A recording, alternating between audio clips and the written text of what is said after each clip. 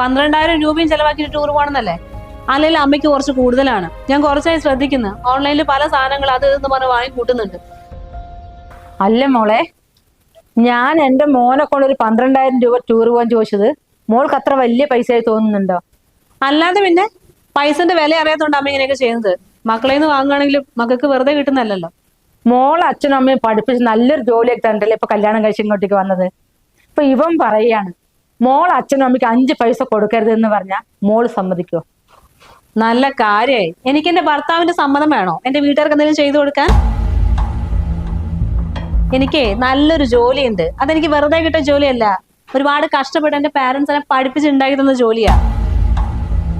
അല്ലെങ്കിലും കല്യാണം കഴിഞ്ഞിട്ട് അവിടെ പോകുമ്പോൾ 10-100 കൊടുക്കാൻ വേണ്ടിയിട്ടല്ല എന്റെ അച്ഛനും എനിക്ക് ജോലി ചെയ്ത് തന്നത്. കല്യാണത്തിന് മുമ്പ് തന്നെ ഞാൻ അവർക്ക് വേണ്ടതൊക്കെ ചെയ്തിട്ടുണ്ട്.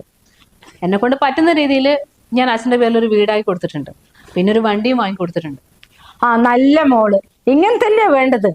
അല്ലെങ്കിൽ നിങ്ങളിലേക്ക് ഇത്രയും വലിയ നിലയിലേക്ക് എത്തിക്കണമെങ്കിൽ അവർ ഒരുപാട് കഷ്ടപ്പെട്ടിട്ടുണ്ടാവുമല്ലോ. അതെനിക്കറിയാം. എന്നാൽ അമ്മ നേരത്തെ പറഞ്ഞില്ലേ ഒരു കാര്യം, അത് ഞാൻ തിരുത്തിനേ ഉള്ളൂ. കല്യാണം കഴിഞ്ഞ് വിചാരിച്ചേ എന്റെ ഭർത്താവിനോട് ചോദിച്ചിട്ട് വേണ്ട എന്റെ വീട്ടുകാർക്ക് കൊടുക്കാൻ. അതൊക്കെ പണ്ടത്തെ കാലത്തെ ഭാര്യമാർ. പിന്നെന്തിനാ മോളെ അവന്റെ അമ്മയ്ക്ക് അവൻ പൈസ തരുമ്പോൾ എനിക്ക് ഇത്രയും സങ്കടം?